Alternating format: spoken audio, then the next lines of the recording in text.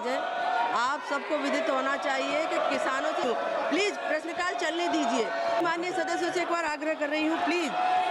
ఎన్నికల సంఘంపై నమ్మకం ప్రజలు కోల్పోయేటువంటి పరిస్థితి ఎదురయ్యింది. ఇది ఈరోజు జరుగుతున్నటువంటి చర్చ. ఒకవైపు ప్రతిపక్ష పార్టీలు, రాజకీయ పార్టీలన్నీ దుమ్మెత్తి పోస్తున్నాయి, విమర్శిస్తున్నాయి. మరొక వైపు అధికార పక్షం కూడా ఎన్నికల సంఘం ద్వారా జరిగే కార్యక్రమాల్లో ఏమి తప్పులు జరుగుతున్నాయనేటువంటి విషయం చెప్తుంది.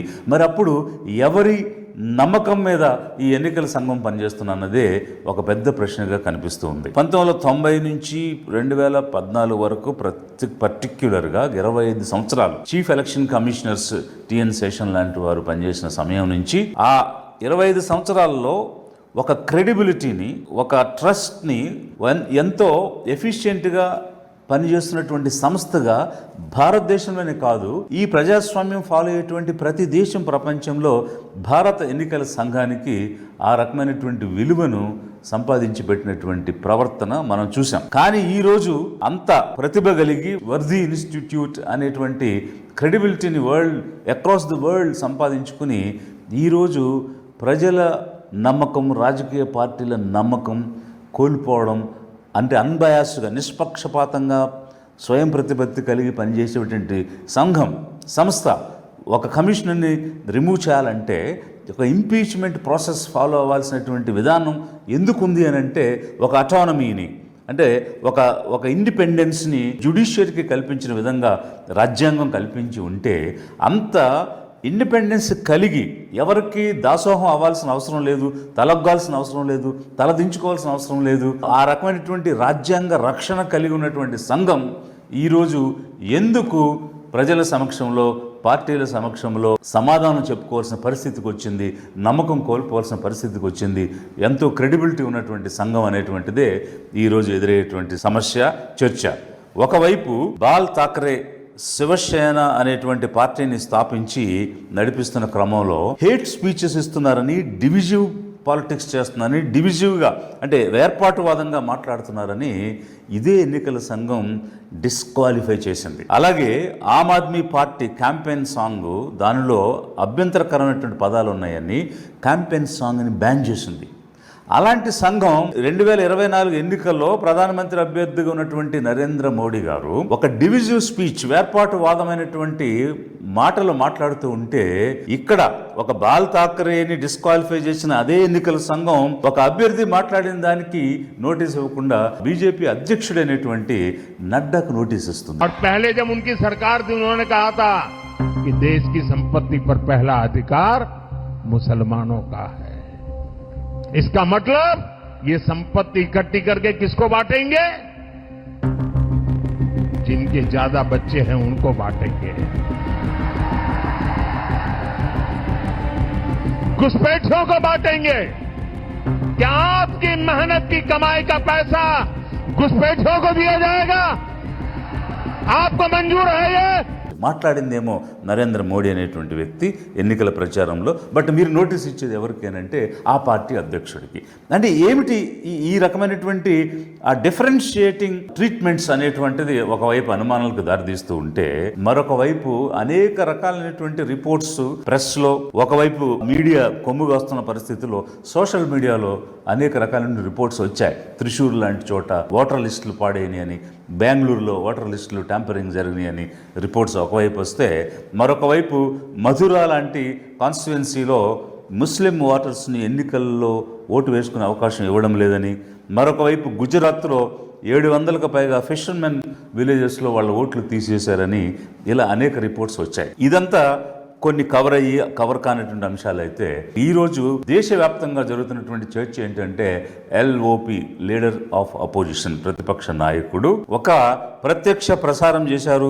అన్ని మీడియా వాళ్ళకి పిలిచి ప్రెస్ మీట్ చేయటం, దానిలో ఒక లైవ్ ఎగ్జాంపుల్ చూపించడం జరిగింది. ఒక 6 నెలల పాటు ఒక పరిశోధన చేసి బెంగళూరు సెంట్రల్ పార్లమెంటరీ కాన్స్టిట్యుయెన్సీలో ఉన్న సెగ్మెంట్స్లో మహదేవపుర అనేటువంటి అసెంబ్లీ కాన్స్టిట్యుయెన్సీలో 1,250,000 ఓట్లు దొంగ ఓట్లుగా వచ్చాయి. రకరకాలుగా మిస్సింగ్గా, డూప్లికేట్గా, ఒకే అడ్రస్లో ఇలా అనేక రకాలైన కేటగిరీస్ ఉన్నాయి అనేటువంటి అంశాలన్నీ కూడా వారు ప్రస్తావించడం జరిగింది. మరి ఈ ప్రస్తావన చేసినప్పుడు ఎక్కడైనా ఇంత పెద్ద ఎత్తున అనుమానాలకు దారితీసినా, ఒకవేళ ఈ రకమైనటువంటి ప్రశ్నలు ఒక బాధ్యత కలిగినటువంటి సంస్థ నుండి వచ్చిన చాలా సార్లు జ్యుడిషియరీ సువమోటో కేసెస్ తీసుకుని దాని మీద రెస్పాండ్ అవ్వడం, చర్యలు తీసుకోమని అడగడం, నేషనల్ హ్యూమన్ రైట్స్ కమిషన్ లాంటి ఒక ఇండిపెండెంట్గా ఉండేటువంటి సంస్థలు స్పందించడం మనం చూసాం. అలాంటిది ఇక్కడ ఇన్ని అభియోగాలు లేవనెత్తితే ఒక వాగ్దానంతో నువ్వు వచ్చి ఈ కంప్లైంట్ ఇవ్వాలని వచ్చినటువంటి అనుమానాలు నివృత్తి చేయకుండా, అభియోగాలకు సంబంధించిన క్లారిఫికేషన్స్ ఇవ్వకుండా ఎదురుదాడి, అంటే ఇంకో రాజకీయ పక్షం లాగా ఎలక్షన్ కమిషన్ ఒక రాజకీయ పార్టీ మీద ఎదురుదాడి చేయటం ఏంటనేటువంటిది మరిన్ని అనుమానాలకు దారితీసే పరిస్థితి కనిపిస్తూ ఉంది. మరి ఈరోజు కాంగ్రెస్ పార్టీ ఎవరి మీద, ఎలక్షన్ కమిషన్ మీద అనుమానం వ్యక్తం చేసింది, ఓటర్ లిస్టులకు సంబంధించి అనుమానం వ్యక్తం చేసింది. ఎందుకు అంటే బీజేపీ లాంటి పార్టీకి మీరు వత్తాసు పలుకుతున్నారు, వారికి కొమ్ము కాస్తున్నారు, వారికి సంబంధించి కావలసిన విధంగా మీరు ఎన్నికలు నిర్వహించడానికి ప్రయత్నం చేస్తున్నారు, స్టాగర్ చేస్తున్నారు, ఫేజెస్లో పెడుతున్నారు, వాళ్ళకు అనువుగా చేస్తున్నారు, ఓటర్ లిస్టులను పాడు చేస్తున్నారు. అడిగినటువంటి సమాచారం ఇవ్వడం లేదు. ఏ సమాచారం ఇవ్వడం లేదు? గంటకి పోలింగ్ 2 గంటలకు ఒకసారి ఇచ్చేటువంటి పోలింగ్ పర్సంటేజ్ ఏ విధంగా వచ్చిందని అడిగితే అది చెప్పలేకపోతున్నారు. End of the polling percentage ఎంత అంటే ఈ రోజు ఒక ఫిగర్, రేపు ఒక ఫిగర్, ఎల్లుండి ఒక ఫిగర్, కొన్ని రోజుల తర్వాత మరొక ఫిగర్ చెప్తున్నారు. వీడియోగ్రఫీ ఇవ్వండి అని అంటే వీడియోగ్రఫీ తీసేయమంటారు, ఆ తర్వాత కాల్ చేసేయమంటారు. Electoral rolls machine readable content ఇవ్వండి, ఎవరైనా సరే చూస్తారు. ఎడిటింగ్ కాదు, ఓన్లీ రీడబుల్ ఫైల్స్ ఇవ్వండి, అందరూ చూసుకుంటారంటే ఎందుకు ప్రాబ్లం ఉంది? అవి ఇవ్వడానికి ఏంటి సమస్య? ఎందుకనంటే ఏ ఓటరు ఎక్కడ నమోదై ఉన్నాడు అనేటువంటి విషయాలన్నీ కూడా పారదర్శకంగా జరగాల్సిన అంశాలే కదా. ప్రతి ప్రజాస్వామ్యంలో ప్రతి వ్యక్తికి, ప్రతి ప్రజలకు తెలియాల్సిన అంశాలే కదా. అవి ఒక పార్టీ అడిగినప్పుడు అవి ఇవ్వడానికి సంకోచించటమే కాకుండా, లేదని పలు రకాల కారణాలు చెప్పడమే కాకుండా, అనుమానాలకు తావిచ్చే విధంగా ఏ అభియోగాలైతే పార్టీలు మోపుతున్నాయో వాటిని బలపరిచే విధంగా ఎన్నికల సంఘం ప్రవర్తన ఉందనేది ఒకవైపు. మరొక వైపు ప్రైమ్ మినిస్టర్ ఆఫీస్ నుంచి కాల్ వస్తే 3 ఎన్నికల సంఘం కమిషనర్స్ వెళ్ళి పీఎంని కలిశారనేటువంటి వార్తలు పేపర్లో వచ్చాయి, సోషల్ మీడియాలో వచ్చాయి. ఒక స్వయం ప్రతిపత్తి కలిగినటువంటి సంస్థ, 3 కమిషనర్స్, ఒక రాజకీయ నాయకుడు ద్వారా ఏర్పాటైన ప్రభుత్వంలో ఉన్నటువంటి ప్రైమ్ మినిస్టర్ ఆఫీస్కి ఏ విధంగా వెళ్తారు? భారతదేశ చరిత్రలో ఎప్పుడు జరగలేదు ఇట్లాంటి అంశాలు. కానీ ఈరోజు జరుగుతుంటే ఒక పార్టీకి కొమ్ము కాస్తున్నారు, ఒక పార్టీకి మీరు వత్తాసు పలుకుతున్నారు, వారికి ప్రయోజనకరంగా ఉండేటువంటి పనులు మీరు చేస్తున్నారు అనేటువంటి దానికి ఒక అనుమానం వస్తుందా లేదా? ఇది ఒకవైపు. మరి ఏ కాంగ్రెస్ పార్టీ అయితే ఎలక్షన్ కమిషన్ మీద అభియోగాలు పెట్టిందో, ఏమని పెట్టిందో, బీజేపీ వైపు మీరున్నారని చెప్తుందో, బీజేపీ వాళ్ళు కూడా ఏం చెబుతున్నారనంటే, రాహుల్ గాంధీ ఎన్నికైన రాయ్బరేలీ కానీ, ప్రియాంక గాంధీ ఎన్నికైన వయనాడు కానీ, అఖిలేష్ యాదవ్ ఎన్నికైన దగ్గర కానీ, స్టాలిన్ ఎన్నికైన దగ్గర కానీ ఓటర్ లిస్ట్ అంతా తప్పులు తడకగా ఉన్నాయి, అందులో దొంగ ఓట్లు ఉన్నాయి. ఆ దొంగ ఓట్లు వేస్తేనే మీరు కూడా గెలిచి పార్లమెంటుకు, లోక్సభకు వచ్చారు అని బీజేపీ చెప్తుంది. అంటే దీని అర్థం ఏంటి? కాంగ్రెస్కి నమ్మకం లేదు కమిషన్ మీద, ఇతర పార్టీలకు నమ్మకం లేదు కమిషన్ మీద. ఎందుకు? మీరు బీజేపీ వైపు ఉన్నారు కాబట్టి. కానీ బీజేపీ చెప్తుంది ఏమనంటే, ప్రియాంక గాంధీ, రాహుల్ గాంధీ, స్టాలిన్, అఖిలేష్ యాదవ్ వీళ్ళందరూ గెలిచినటువంటి స్థానాల్లో ఓటర్ లిస్టులు తారుమారు అయిపోయాయి, దొంగ ఓట్లు పడ్డాయి అని చెప్తుంది. అంటే ఎవరి వైపున మీరు ఉన్నారని ప్రతిపక్షాలు చెప్తున్నారో వాళ్ళు ఎలక్షన్ కమిషన్ తప్పుల వల్ల, ఓటర్ లిస్టులో తప్పుల వల్ల, దొంగ ఓట్లు ఉండడం వల్ల వీళ్ళందరూ గెలిచారని చెప్తున్నారు. అంటే ఇటు బీజేపీకి ఎలక్షన్ కమిషన్ మీద నమ్మకం లేదు, ఇటు ప్రతిపక్షాలకి ఎలక్షన్ కమిషన్ మీద నమ్మకం లేదు. మరి ఏ రాజకీయ పార్టీకి కమిషన్ మీద నమ్మకం లేని పరిస్థితి ఈరోజు భారతదేశంలో ఎందుకు వచ్చింది? స్వతంత్రం వచ్చి ఇంతకాలం అయిన తర్వాత కూడా, ఇన్ని సంవత్సరాల తర్వాత ఈరోజు ఎన్నికల సంఘం మీద ఇంత పెద్ద ఎత్తున ఎందుకు ఇలాంటి అభియోగాలు వచ్చాయి? ప్రజలు నమ్మకం కోల్పోయేటువంటి పరిస్థితి వచ్చింది.